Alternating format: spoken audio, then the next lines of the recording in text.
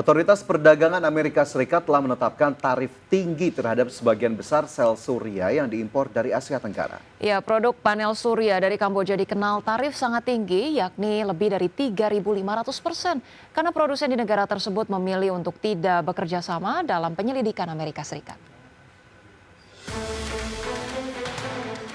Otoritas Perdagangan Amerika Serikat telah menetapkan tarif tinggi terhadap sebagian besar sel surya yang diimpor dari Asia Tenggara. Otoritas Negeri Paman Sam menilai ini merupakan langkah penting dalam menyelesaikan kasus perdagangan yang telah berlangsung selama setahun, di mana produsen Amerika Serikat menuduh perusahaan-perusahaan China membanjiri pasar dengan produk murah yang tidak adil.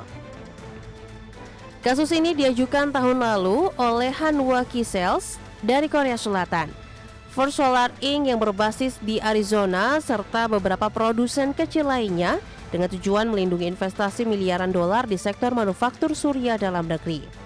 Kelompok penggugat American Alliance for Solar Manufacturing Trade Committee menuduh perusahaan-perusahaan besar membuat panel surya milik China yang beroperasi di Malaysia, Kamboja, Thailand, dan Vietnam menjual produk di bawah biaya produksi dan menerima subsidi tidak adil yang membuat produk Amerika Serikat tidak kompetitif. Tarif yang diumumkan pada Senin pekan ini bervariasi tergantung perusahaan dan negara, namun secara umum lebih tinggi dibandingkan tarif sementara yang diumumkan akhir tahun lalu. Gabungan bea dumping dan subsidi terhadap produk Jinko Solar dari Malaysia termasuk yang terendah, yakni 41,56%. Sementara produk Trina Solar dari Thailand dikenakan tarif hingga 375,19%. Dan produk dari Kamboja dikenai tarif sangat tinggi, yakni lebih dari 3.500% karena produsen di negara tersebut memilih untuk tidak bekerja sama dalam penyelidikan Amerika Serikat. Impor dari keempat negara yang menjadi target kini jauh menurun dibandingkan tahun lalu, sementara pengiriman panel dari negara seperti Laos dan Indonesia mengalami peningkatan. Namun kritik terhadap kebijakan ini termasuk dari Solar Energy Industry Association menyebut tarif justru bisa merugikan produsen surya Amerika Serikat karena meningkatkan harga sel impor yang kemudian dirakit menjadi panel oleh pabrik-pabrik dalam negeri. Jumlah fasilitas tersebut meningkat sejak subsidi manufaktur energi bersih diberlakukan pada 2022.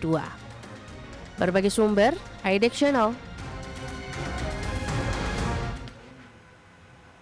Iya, baik pemirsa, kita akan update informasi dari IHSG. Terkini pemirsa, kita saksikan bersama di layar televisi berikut ini. IHSG tampak masih menguat, penguatannya 1,15% ke 6.613,4. Kemudian dari sektoral pemirsa masih dipimpin dengan penguatan sektor energi 1,88%, disusul properti, kesehatan, dan lainnya. Ya, top gainers ada BMRI, BBCA, BBNI, PTRO, dan juga sejumlah saham lainnya termasuk Indi dan Bumi masih melanjutkan kenaikan dari pergerakan kemarin. Sementara top losers ada Antam, Aman Mineral, BRMS, PSAB, Harum, Harta, LPPF, dan juga saham-saham lainnya.